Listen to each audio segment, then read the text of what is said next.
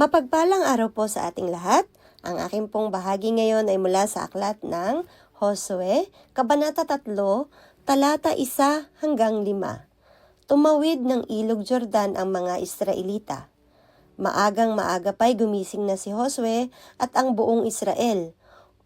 Umalis sila sa Sitim patungong ilog Jordan at nagkampo sila sa pangpang nito bago tumawid. Paghahanda sa pagtawid. Pagkalipas ng 3 araw, naglibot sa kampo ang mga pinuno at sinabi sa mga tao, "Kapag nakita ninyong dala ng mga paring Libita, ang kaba ng tipan ng Diyos ninyong si Yahweh, lumakad na kayo at sumunod doon. Sa kanila ninyo malalaman kung saan kayo daraan, sapagkat hindi pa kayo nakakarating dito kahit minsan. Ngunit huwag kayong masyadong lalapit sa kaba ng tipan. Paunahin ninyo ito ng mga 900 metro." Sinabi naman ni Josue sa mga tao, "Linisin ninyo ang inyong mga sarili, sapagkat bukas ay masasaksihan ninyo ang mga himalang gagawin ni Yahweh." Amen. Isang magandang araw pong muli sa ating lahat. Muli niyo po akong samahan sa pagbabahagi ko ng salita ng Diyos. Sinasabi po dito sa 3 kabanata ng aklat ng mga Josue, versikulo 6 hanggang 9. Pagkatapos ay inutusan niya ang mga saserdoteng Levita. "Buhati na ninyo ang kaba ng tipan at mauna kayo sa mga tao." At gayon nga ang ginawa nila. Mga dagdag na tagubilin. Sinabi ni Yahweh kay Josue, "Sa araw na ito'y padadakilain kita sa paningin ng buong Israel. Sa ganito makikilala nilang ako'y sumasa inyo tulad ng ginawa ko kay Moises. Sabihin mo sa mga saserdoteng Levita na magdala ng kaban ng tipan na magtuloy na sila sa ilog Jordan. Ngunit ihinto pantungtong ninyo sa tubig." At tinawag ni Josue ang mga tao, "Halik kayo at pakinggan ninyo ang ipinasasabi ni Yahweh, ang inyong Diyos." Ito po ang mga salita ng Diyos. Amen.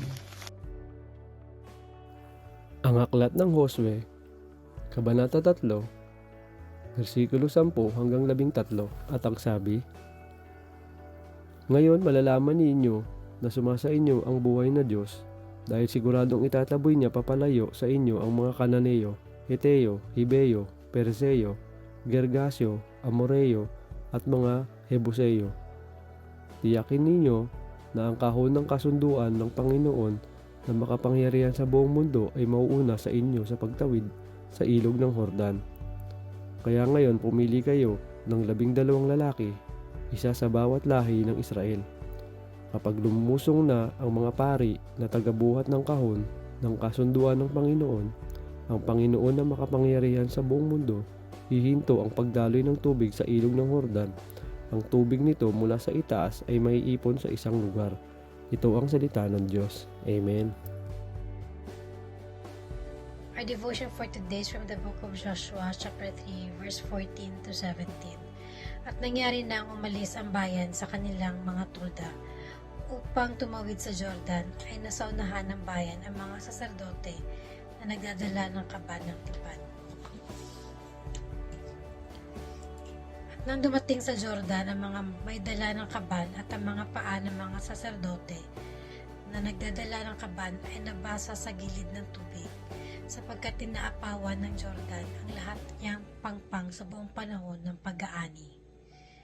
Na ang tubig na bumabang mula sa itaas ay tumigil at nag-isang bunton na malayo sa kanila, sa Adam na bayang nasa tabi ng Sharitan, at yaang nagsisibaba sa dagat ng Araba na dagat na alak ay lubos na nahawi, at ang bayan ay tumawid sa tapat ng Jericho.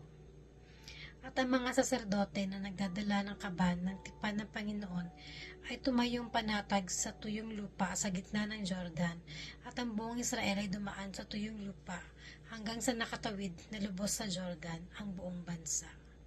This is the word of God. Amen.